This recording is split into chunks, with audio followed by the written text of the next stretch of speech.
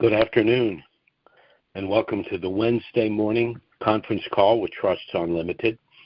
For some reason, people keep going on and off hold. I don't quite know why that's occurring, but hopefully everyone can stay on hold, because otherwise no one will be able to hear anything because everyone will be speaking. But be that as it may, I think we've got it worked out, so let's get started for today. February 25th, 2026. I think we have a lot of good information to share with you today. Someone said, yes, we just got back on hold. Well, unfortunately, you've got to be on hold because otherwise I can hear everybody. So let's just see how this proceeds.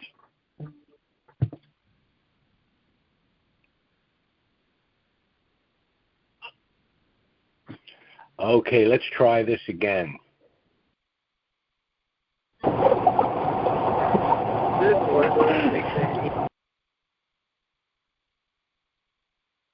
have two proteins. I have the...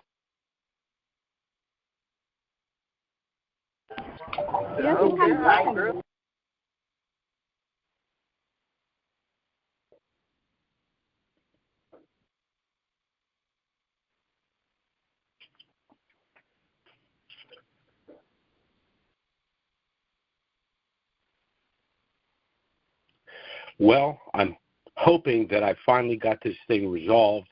For some reason, the computer is not being very cooperative, so let's see what we're saying here. Okay, someone just told me we're in good shape, so thank goodness for that. Okay, everyone, I got the message. We're good to go. Thanks very much for cluing me in there. Let's start over here. It's February 25th, 2026. We have a lot of information to discuss. Things are moving in Iraq courtesy of President Trump. And those of us that have had currencies for a substantial amount of time, I know I'm one of those individuals, it looks to me as though this thing is finally going to pay off, and it should pay off big. But let's go ahead and get into the information for today. As I mentioned, President Trump is a key figure in what's been happening most recently. Let's review the things that he's been doing, which will deign to our benefit. Well, he's neutralized Iran's nuclear program. He stationed a naval armada in theater around Iran. He has sanctioned Iran and threatens to sanction Iraq, or at least certain individuals in Iraq that are hampering the completion of the monetary reform and the reinstitution of their currency. He's established contracts, unilateral contracts with Iraq to rebuild their infrastructure, and he's established long-term contracts for mineral extraction in Iraq. Now, those of you that have been kind enough to listen for some time know that I've gone into great detail about the wealth of Iraq. And remember, their currency's value is going to be based on something called Basel compliance, the known natural resources in a given country and the ability to bring those resources to market. And as I've discussed in the past, in my opinion, the nation state of Iraq per square mile is the richest country in the world. They have an embarrassment of wealth. They're in the Tigris-Euphrates River Delta, and for eons, all of the minerals have, through the silt, have flown down into that area. And now Iraq is in a position to take advantage of that wealth, and it will be reflected in the value of their currency, and that certainly will affect our net worth when we're walking out of the bank in the not-too-distant future. Now, Trump's done a number of things. He sent Envoy Savaya and other advisors to assist Iraq with the final completion of their monetary reform, which will lead to their new exchange rate. One thing I do want to note, because we are in a very political year in the United States, and domestic policy does have at least an indirect effect on what's going on in Iraq and other nations. But if the Iraqi dinar were to revalue in the very near future, as I think it will, certainly before the midterms, what this means is that the United States, that is holding approximately 4 trillion Iraqi dinar, will be able either to hold that, or even if they were to exchange it to USD, would substantially increase the amount of money held by the U.S. Treasury. Now, that money could be used to reduce, in whole or in part, our national debt. But I don't think that's what Trump has in mind. I think Trump is going to hold that money with the Treasury until he's done something very important, and that is a complete audit of the Federal Reserve. And in my humble opinion, and this is just my opinion, this is the reason that the enemies of Donald Trump have done just about everything they can to remove him from office. They failed, and now we're on the threshold of a completely new system, because we've operated under a central bank system for over 100 years. The United States has racked up tens of trillions of dollars in debt in a debt-oriented system. And I think that Donald Trump's intention is to flip that on its head. So just as those of us that hold Iraqi dinar and some other pre-valued currencies are going to see the liquidation of our debts and real wealth, I think that's what's in store for the United States as well. So I want to walk through a schedule of the things that have been going on in Iraq, courtesy of Trump and others, other international agencies, other allies, other nations in the Middle East. We've seen Iran's nuclear program neutralized. We've seen the removal, at least for the time being, of Maliki, who was a pro-Iranian individual. We see Iraq in the threshold and near completion of the formation of a new government, which will end up with the establishment of the third president and the establishment of a new parliament committee. We see the budget and the HCL on the verge of passage. We see the announcement that we will, after that passage, see the collection of the 3-0 provisional notes. The release of the lower denoms is imminent, along with the new exchange rate, and the transition of Iraq from a cash society to a digital society. Now that cuts out all of the bad players, particularly Iran. Of late, we've even seen sanctions of some banks in Iraq that are still using the USD. So as we speak, we're really in the final transitionary phase. They're all moving parts, but they're all moving to the conclusion, which is the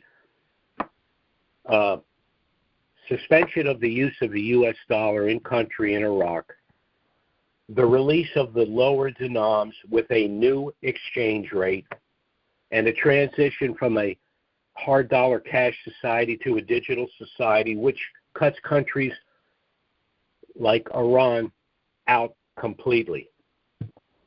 So those of us that purchase the Iraqi dinar, and again some other currencies, there are other currencies that are looking very good, but for our discussion today, I'm dealing primarily with Iraq. But we're in a very good position to see the reinstitution and global evaluation of the Iraqi dinar, i.e. the Iraqi dinar on the Forex. Now, what kind of values are we talking about? Well, when the Iraq dinar went into a program rate literally decades ago, it was worth, each Iraqi dinar was worth $3.22. Add to that 20 to 25 years of inflation, reform, rebuilding of their infrastructure. I think a very conservative estimate of the value of the Iraqi dinar would be over $4, maybe even $5. But let's say at $4, an individual that purchased 10 million dinar 20 years ago did so for, about $9,000, I'm guessing, somewhere in that range. And to turn excuse me, one sec. Excuse me, I'm sorry.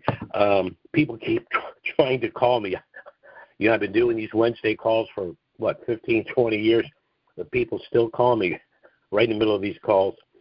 But as I was saying, roughly, let's say a $10,000 investment into 10 million dinar could be literally tens of millions of dollars. Now, it's taken a lot longer, admittedly, than we had hoped and thought. But I'm hard-pressed to think of any investment that would make such a profound turnaround and a profound difference in our lives. So when the dinar hits the Forex, we're going to be on our way to the bank to do our exchange, because we will exchange our Iraqi dinar and other currencies for a U.S. dollar that will then go into a bank, an account at that bank. Now, the question is, are you going to make the mistake of putting that money in a personal banking account? Or are you going to do the smart thing and put that money into your trust account? Now, the only way that you can put that money into your trust account is if you have, in fact, established a trust. You've gone to the bank with your currencies and your trust documents, and you have made it clear to the bank up front that when we negotiate this exchange, the USD will go into the trust bank account that you will establish today for this trust, or I go across the street and do my exchange. You have to be non-negotiable on this point, because the difference between putting this money in a personal account and putting this money in your trust account is huge. I'm just going to give you just a brief overview of why that's the case. By placing the exchanged USD in your trust bank account, you will have established your privacy and your anonymity, which cannot be done with a personal account, cannot be done with an LLC, with a sub-S corporation, with a limited family partnership. It's only through the establishment of this common law trust are you able to protect your privacy and your anonymity. So you've made $1 million transaction, which is off the grid. The second benefit is you're going to be able to avoid personal IRS scrutiny, because the activities are going to be occurring within the trust. You are the beneficiary of that trust. But the IRS is hesitant to audit sophisticated trust packages because the IRS likes to move quickly. They do the math and they say, well, the time it would take to audit this trust, we could audit 5 or 6 individuals. So we're just going to move along. If this individual has established a very sophisticated trust, they probably have sophisticated legal and tax counsel, and so we're going to move along. The third benefit of this trust is if you plan on doing any pre-RV gifting to family and friends.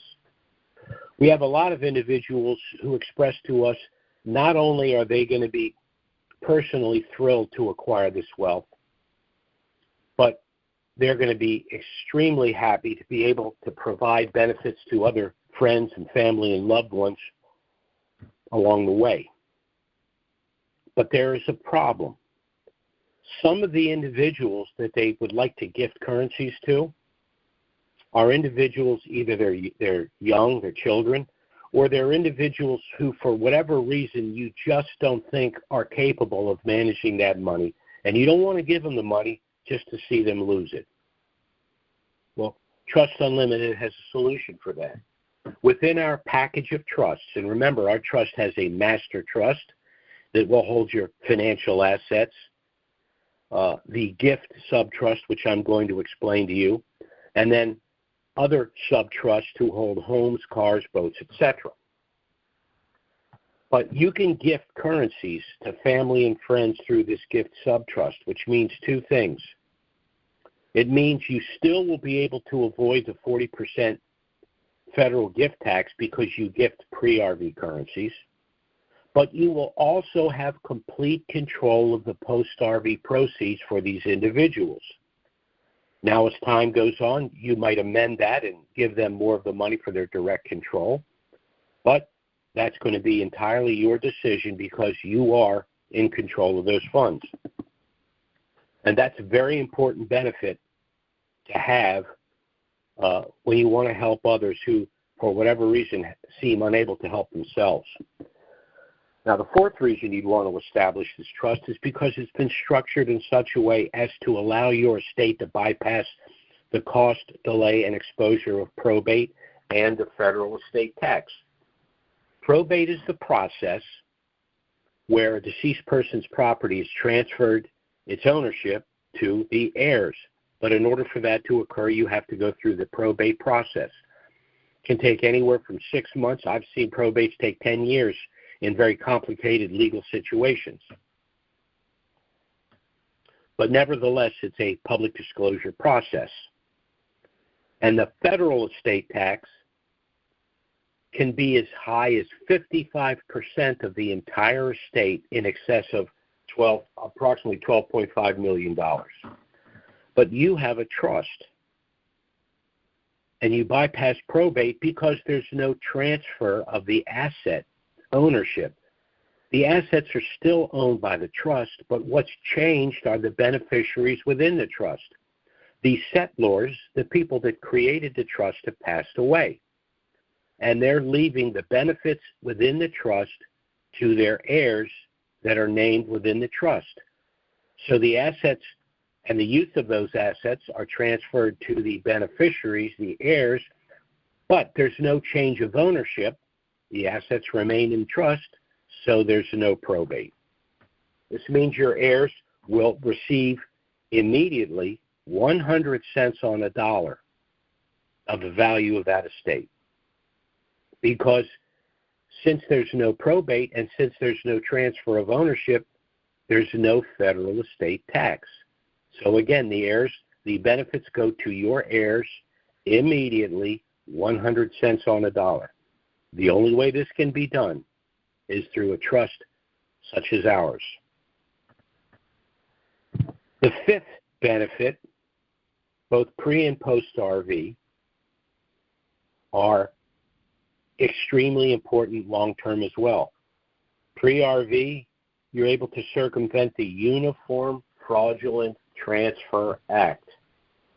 So this basically means, once again, no one's aware of who that beneficiary is because the beneficiary is named in the trust and the trust is sealed. The general public has no knowledge of who's in that trust. There's also another benefit we like to refer to as segregation of assets. Because all of the assets in the trust, physical assets, homes, cars, boats, etc., are in separate sub-trusts, those assets are protected for eventual transfer to your heirs because it's virtually impossible to seize them through civil suits or seize any substantial amount. So, for example, you have a rental property, it's in a sub-trust. The tenant has an accident, blames you, sues you. Worst case scenario, you lose. The only asset involved in the litigation would be the rental property in question because all of the other assets are in separate sub-trusts, which under the law are separate legal persons having nothing to do with the accident in question. So the benefits of this trust package are tremendous, but particularly if you're in a very unique situation. You have an asset that you think is going to substantially increase in value. And that's an understatement when we're talking about the Iraqi dinar.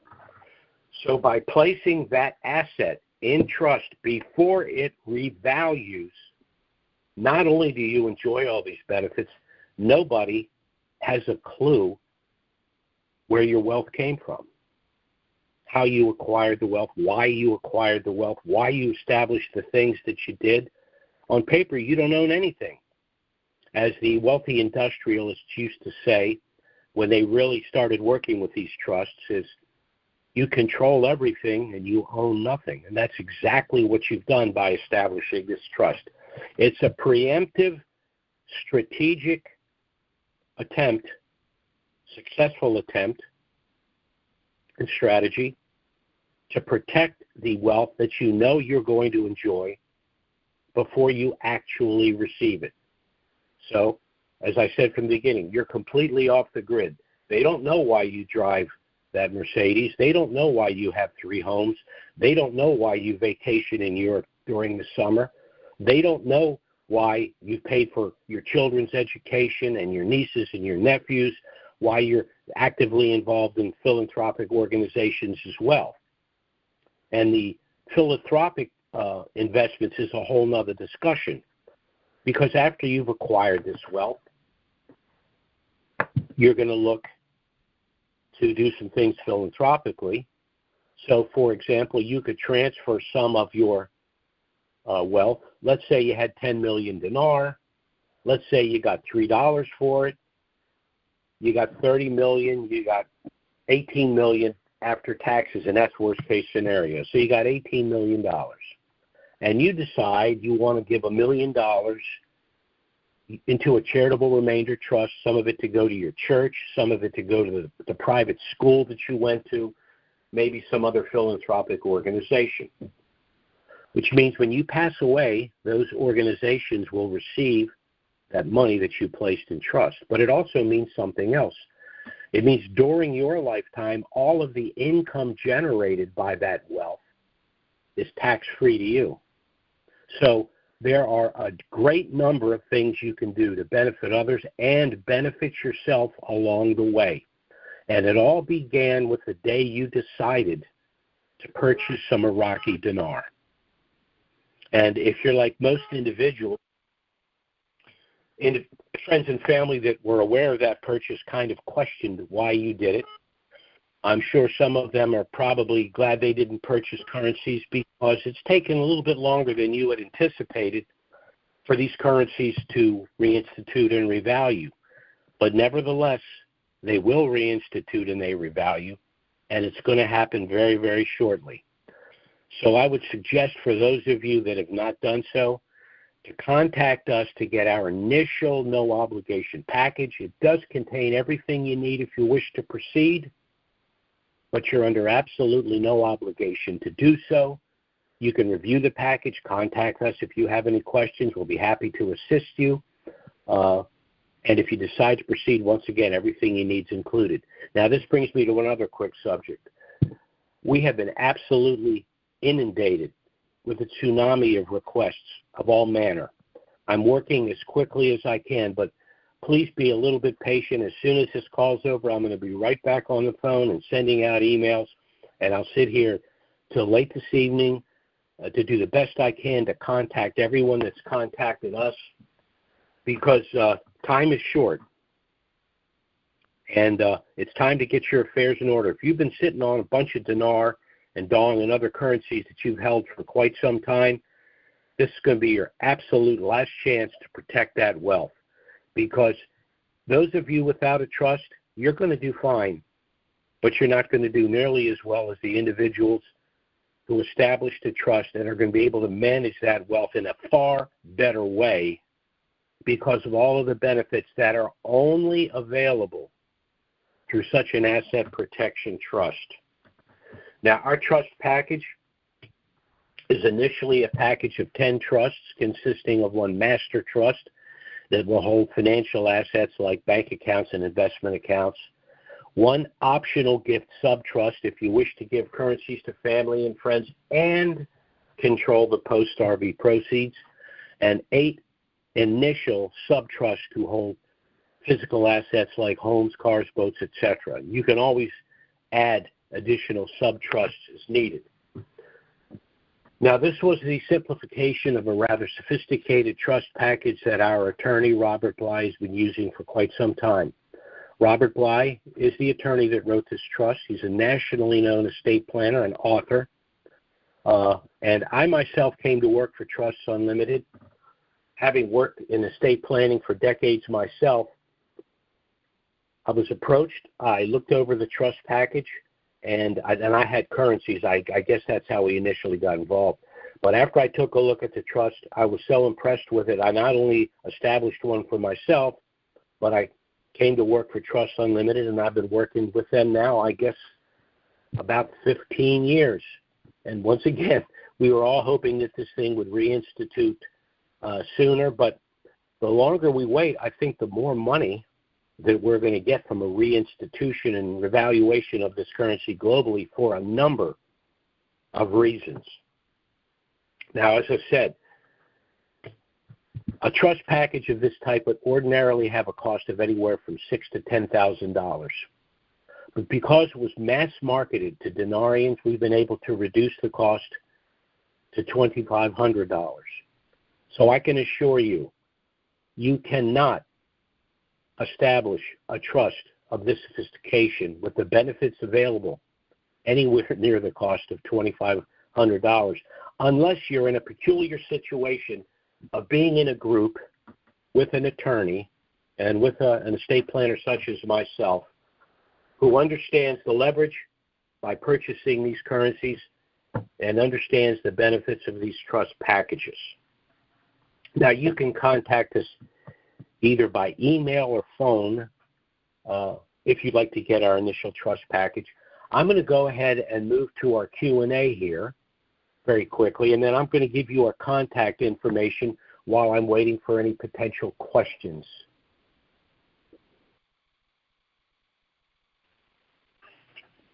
Now, while I'm waiting for any potential questions, again, I'll give you our contact information. You can contact us by email or phone to get our trust package. Once again, you're under no obligation by doing so. You can review the package, contact us if you have any questions. If you decide to proceed, that's entirely your decision.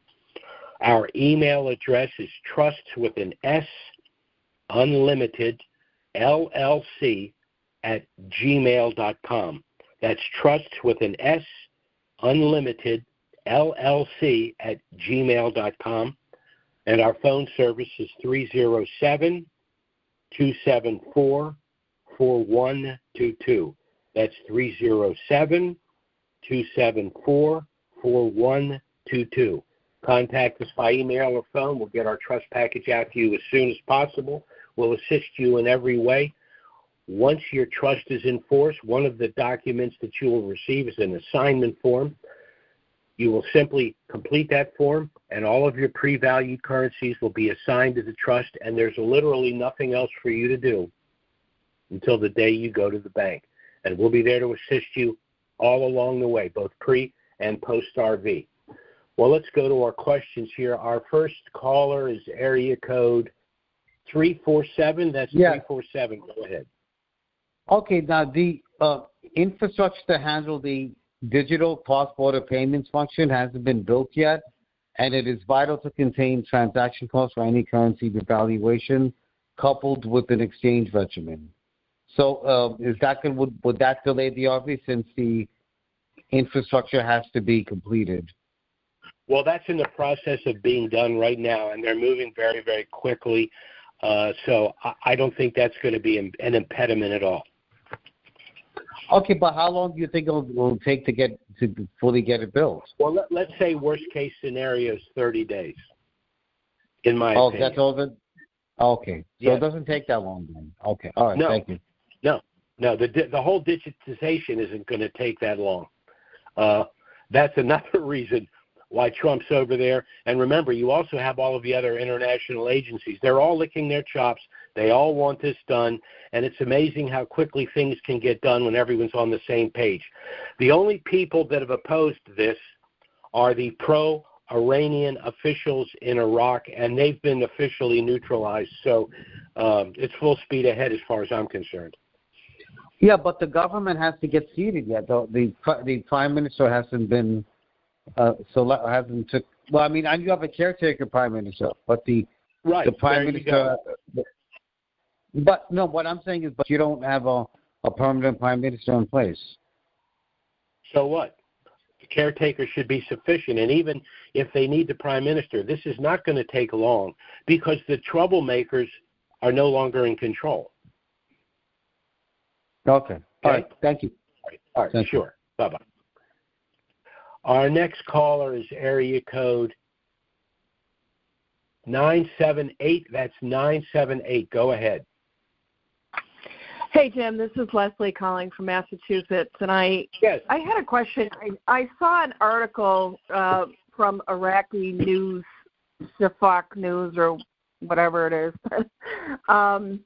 They indicated that as of October 2025, there was like 93 trillion dinars in circulation and only something like 7 trillion in the bank, something along those lines. And I'm wondering if you can comment on that because of the quantity that they're reporting is out there. Well, let's assume for the sake of discussion it's true. Well, that's why they have the deletion of the zeros, to substantially reduce that money supply. The provisional dinar as such is dead. The deletion of the zeros eliminates the provisional currency, and they're reverting back to an actual sovereign currency with the deletion of the zeros. In other words, let's say you had 10 million dinar, all right, and you remove 3 zeros. There you are. That substantially reduces the money supply. Remember, we're exchanging for the USD, so that doesn't affect what Iraq does with the money supply. And then the United States will take the provisional currency that we exchange, and they'll go to the Central Bank of Iraq, and they'll cut themselves some sort of a deal. But a substantial reduction in the money supply is what the deletion of the zeros is about. Oh, okay. All right. Now, and the next question is, well, gosh, that means that my 10 million dinar, I only have 10,000 dinar.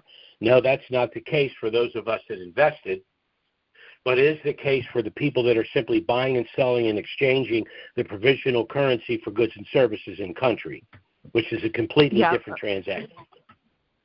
Okay. All right. Thank you. Oh, sure. Okay. Bye-bye. Okay. Bye. That is a legitimate question. It seems like it would just be my luck that they pulled the rug out from under us at the 11th hour by deleting the zeros. I don't think they're going to get away with that. And again, we're exchanging that money for our currency, as are the French and the British and the Canadian and everyone else. So that makes it a little bit different transaction when you look at it on a global scale. Our next caller is area code 801. That's 801. Go ahead. Jim, good morning. It's Clay. How are you in Salt Lake? Hanging in there. How you doing? Doing fine. How are you feeling? Much better. Thank you. I appreciate that. Good. I'm glad to hear that.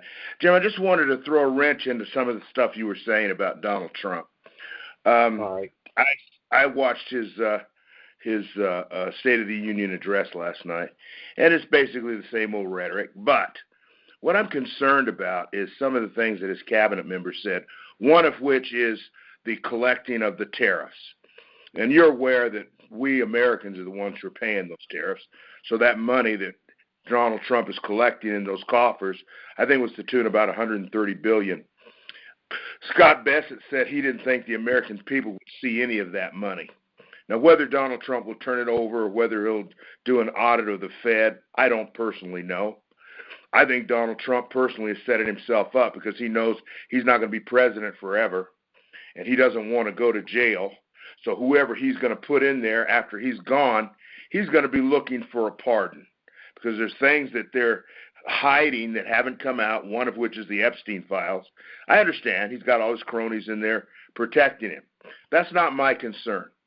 What I'm concerned about is the fact that Donald Trump has got this armada of American armament over in Iran, trying to bully these guys into not using or setting up nuclear arms. It can go one of two ways, okay? Obviously, the Iranians do not have the firepower to compete with America, not even close. They might be a little better than Venezuela, but not by much. We could go in there and we could get the Ayatollah or whoever's running their country anytime we wanted to do that. The one thing they do have is they have the support of China, and they also have the support of Russia, okay, as far as arms are concerned.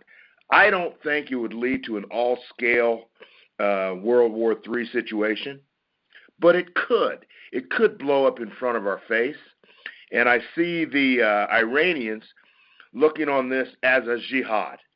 And if that's the case, they've got cells throughout the United States, throughout the world, some of which are in Iraq. That would throw a huge wrench into this revaluation. If Donald Trump plays this right and can get some type of an agreement with the Iranians and keep them out of Iraq and keep the peace over there, I think the revaluation will happen. If he doesn't and this thing blows up in front of his face, we're a long ways away before there's any revaluation, simply because of the brotherhood between Iraq and Iran. Like you said, it's tribal, it's political, and all of those factors that the Western world really doesn't understand. And I wanted to know what your opinion is on that and what you think about the military buildup in Iran. Well, first, with the military buildup, they're there precisely to ensure that Iran doesn't, by force, if necessary, try to obstruct Iraq's monetary policy, because Iran has basically been using Iraq and their wealth as a red-headed stepchild, and Trump's basically saying, no, hands off Iraq. Iraq is a sovereign nation. A lot of international agencies, countries, and even citizens in those countries have invested in the reestablishment of Iraq, and so Iran, you have nothing to do with this. The other issue with Iran is China and Russia are not going to get involved in a conflagration with the United States over Iran. It's just not going to happen. The third issue is this. Russia and China do not have a middle class, a relatively wealthy middle class. In other words, we're their customer. We buy their stuff. So if they hurt us, they hurt themselves. They need us more than we need them. It's just a simple fact of life. They don't want to get into a war over, they definitely don't want to get into a war over Iran. It's not going to happen, in my opinion. So I just think Trump is the right guy to get this done. And oddly enough, I actually think he has good relations with the leadership in Russia and China. The guy just gets things done. He'll say he's going to do something, and his detractors laugh, and lo and behold, it gets done. So. Well, I would say this, Jim.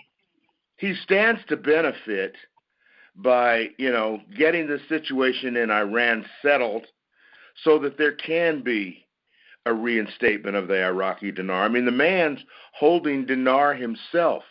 Common sense would say, I don't think he wants this thing to backfire. And I do appreciate the fact that he's putting this pressure on him. He's letting them know, you know what, we're not messing around anymore. We need to get this thing done. I just wanted to know if you thought this thing could blow up in his face. Well, there's one other thing that you may not be considering, and that is some of the individuals that are holding dinar. And I would say the leadership in Russia and China are heavily invested in Iraqi dinar. So they've got an incentive to, at the very least, allow that to occur. Now, if there's other geopolitical issues, natural resource issues, territorial issues. They can fight that out, but I don't think anyone wants to stop what's about to happen because they've all got their hand in the till, and they're all going to make money. Do you think the Chinese people, for example, live a rather Spartan life, but do you think the Chinese politicians do? I mean, in all the leftist communist nations, there is no middle class. There are the citizens that are living basically day to day, and then there are the government themselves who live in opulence. So I think it would behoove everyone to just chill and let this thing happen. And I don't think Trump would be doing all of the things he's doing, particularly with the military and the naval facilities that are there now. I don't think he'd be doing all of that unless he was making damn sure that this thing happened. And anyone that's thinking otherwise better think twice. Well, I would say, too, that we're at the perfect storm. First of all, the military buildup in Iran. Second of all, the sanctions on Iraq right now that Trump is saying, look, get your government together and get your prime minister in there, anybody else but Maliki. So he's pushing their buttons. He really is. Yeah. And I think, too, that this thing could actually be resolved if everything goes well. This is probably as close as we've ever been as far as our actively pursuing them to say, look, we're tired of you wasting time. You need to get on it, and Iran, you need to stay the hell out. I think that's what he's saying to them, and I'm hoping if that's the case, this thing could wrap up in the next 30 to 45 days. I agree. The two things Trump have going for him are we have the number one military in the world, so he can back up his threats if he feels the need to threaten anyone. And we have the largest consumer base, the largest group of citizens with spendable income. So all of these countries want to do business with us because they have things they want to sell that we want to buy. So if they want peace and prosperity, they got to let this thing happen and stop jerking around. Well, too, if Trump goes into Iran and topples their government, we're going to have another Venezuelan situation on our hands, and we can't do that. We got to let them have their regime and do whatever they want to do over there. I understand the people over there that were dying. I also understand the fact that we've knocked out their nukes, but I think Trump's using that as a ploy to go in. To neutralize Iran so that the Iraq dinar can revalue. Because I had no idea the influence that Iran has over Iraq. I find that really bizarre, and they didn't have that when Saddam Hussein was there. That's why he was a dictator. So I can see how all that toppled. Well, they almost had a war when he was there. Well, they've had wars for years, and they've entrenched in wars for years. Exactly. Let me tell you what I think, and this is just my opinion. This is what I think Trump probably did when he had discuss. I don't know if you heard about some of the discussions that he had with Iran, but when he went over there to talk to them, the first thing they did, they were sitting across each other from a table, and he laid out a bunch of pictures on the table. And they were pictures of all the mullahs' homes, just to let them know we know where you live, we know your street, we know your address. So that's a rather unveiled threat that he can use. The other thing he can do is he can say, you know what I can do? If I can take out your nukes, think how much easier it is for me to take out your complete oil infrastructure. I will just bankrupt you. I'll put you back in the 7th century where your tribal society belongs. So I think Iran, they're gonna talk the way they do. It's the Middle East. It's just the way it is. You beat a guy up and he says, I'm going to really let you have it tomorrow. I mean, after he just got beat up. I mean, it's just the culture. It's just the way it is. I think Trump's in charge. I think everyone knows he's in charge, and everything to the contrary is just noise. Well, I think this thing, like I said, it's been 20 years for me, 21 actually. I think this thing is probably with the build-up, with the situation in Iraq, with their temporary government and what have you. I think this thing's going to wrap up in the next 30 to 60 days. I really believe. I've never thought that, but I truly believe that now. I think that 30 to 45 day is I think it's actually conservative. And remember, we are though going into Ramadan, and so it might not happen during Ramadan, but that still allows the government to do other things, the prerequisites to getting this done. And remember, they have Ramadan's the fasting and prayer, and post Ramadan is the feast. So perfect timing. 30 days from now, Ramadan's over. Boom, could happen then. Well, I believe that too, Ramadan, but I don't think Ramadan's a significant factor. They still do business during Ramadan, and they already know the West doesn't care about Ramadan. No, I know, but what I'm saying is 30 to 45 days sounds good because that's when Ramadan ends, and that's when they have their feasting and celebration. What a perfect time, to pop the dinar. Makes sense. Okay. Yeah. Jim, thanks for your time, sir. You take care. Bye-bye now. Our next caller is area code 509. That's 509. Go ahead. Well, hello there, Tim. This is Art over in Washington State, left coast. Hey, Art. How are you doing today? You sound good. You've gotten through the forest, if you will. Yeah. I'm now I'm faced with catching up with all the work that I didn't get done. Yeah. So I can see where you feel like I'm not complaining. Not complaining. No, I understand that. You're of the age that you don't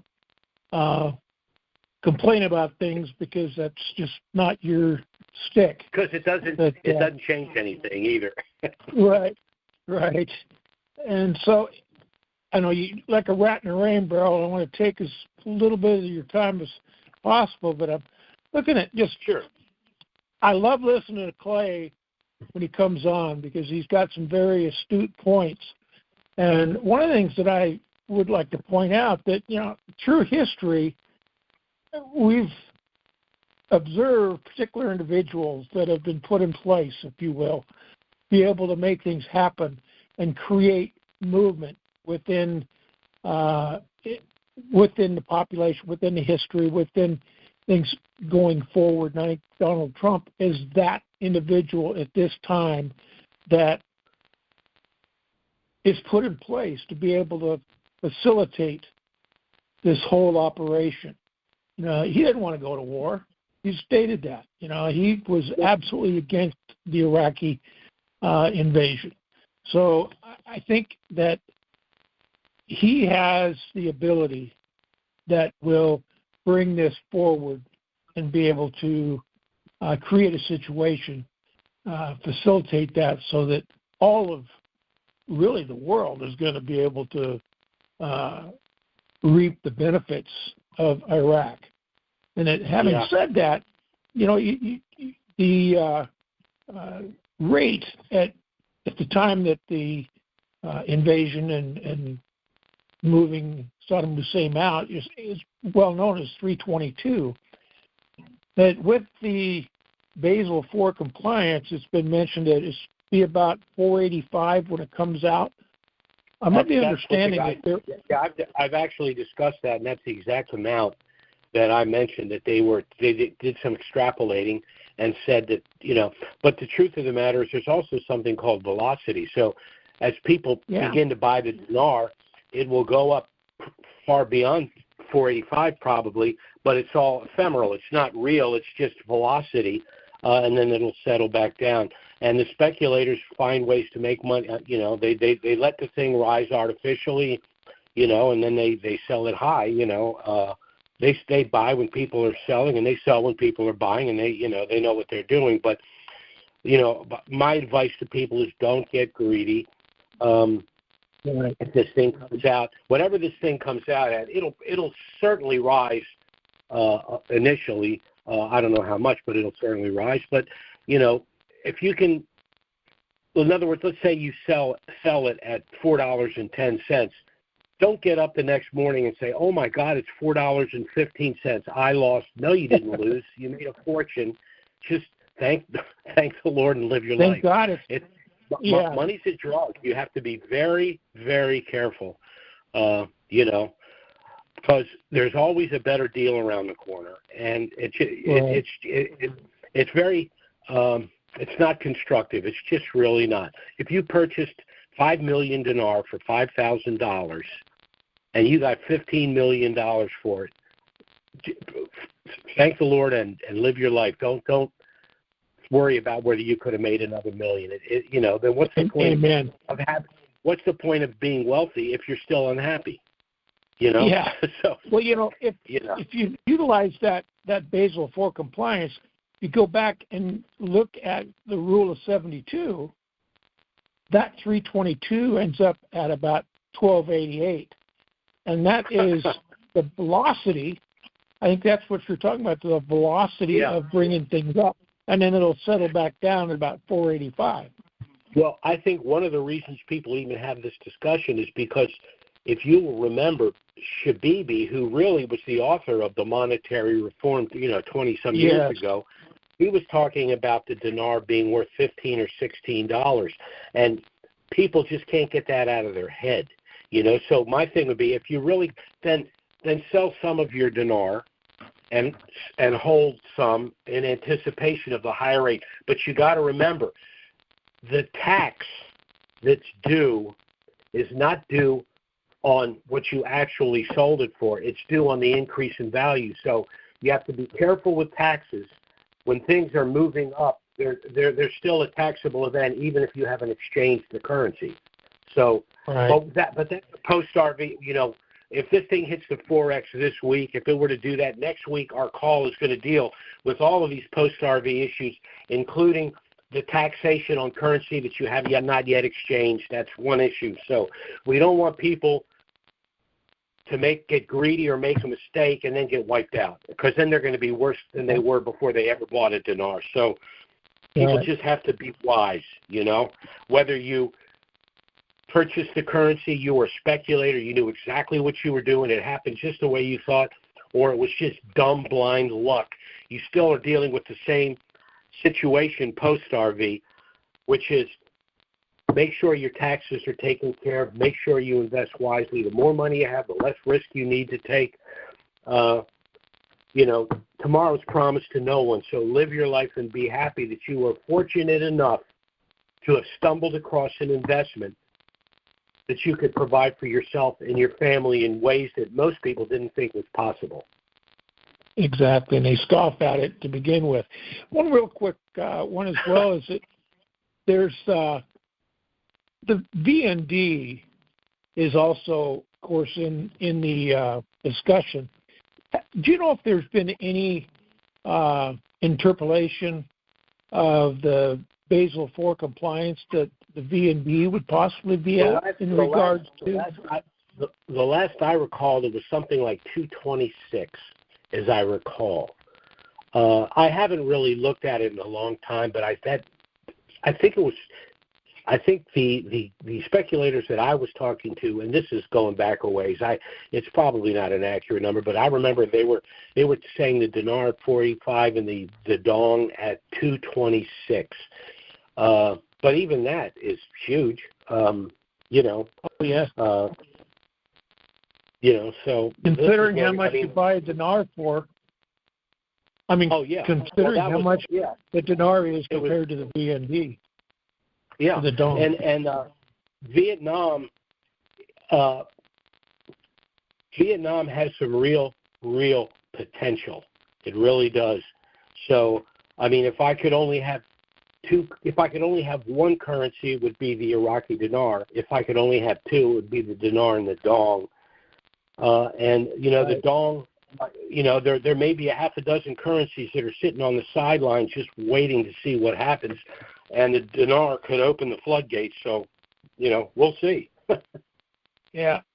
In closing, I had done some research and looking a little bit into the work of the protector, and I kind of formulated a concept, and because our protector is our son-in-law, and he's retired Air Force senior master, very, very astute, very amazing individual. Yes.